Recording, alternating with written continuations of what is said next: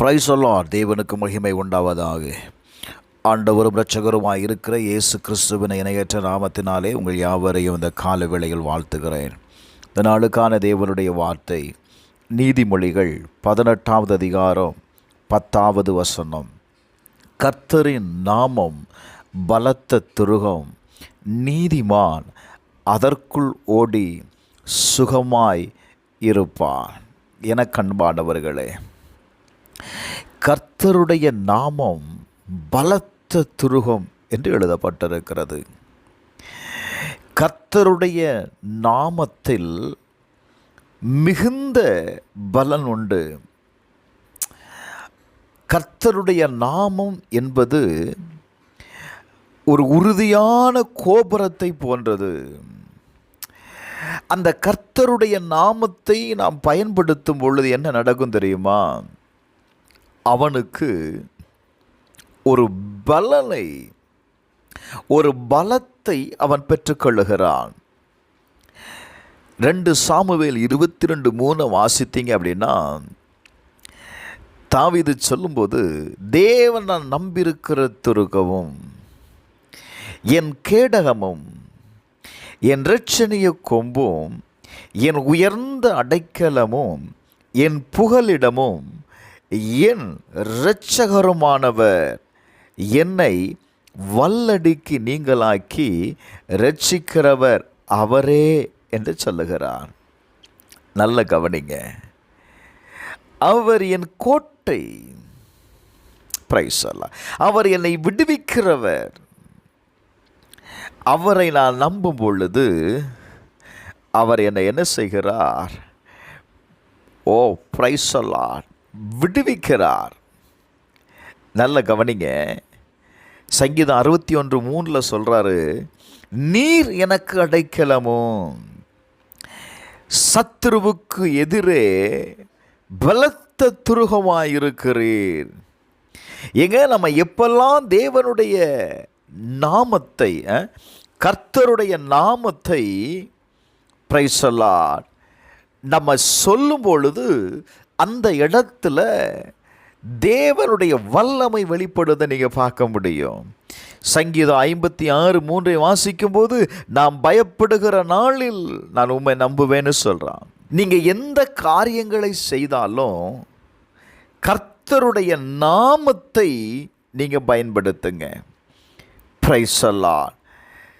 1 Samuel 30:6 தாவீது மிகவும் நெருக்கப்பட்டான்.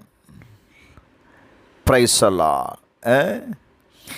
ஜனங்களெல்லாம் அவனை கல்லெறிய வேண்டும் அப்படின்னு நிற்கிறாங்க. ஆனால் வேதம் சொல்லுது, தாவீது தன் தேவனாகிய கர்த்தருக்குள்ளே தன்னை திடப்படுத்தி கொண்டான். எனக்கு அன்பானவர்களே, நீங்கள் இந்த காலவேளையில் எப்படிப்பட்ட சூழ்நிலையில் இருக்கிறீங்க? நெருக்கத்தில் இருக்கிறீங்களா? நெருக்கம் உங்களுடைய பலத்தை இழக்க செய்கிறதா? உங்கள் நம்பிக்கையை இழக்க செய்கிறதா? உங்களுக்கு எதிரே இருக்கிற ஜனங்கள் உங்களை கொல்ல வேண்டும் என்று கல்லெறிய பார்க்கிறார்களா? தாவீது அப்படிப்பட்டதான சூழ்நிலையில் அவ என்ன செய்தான் தெரியுமா? தன் தேவனாகிய கர்த்தருக்குள்ளே தன்னை திடப்படுத்தி கொண்டான்.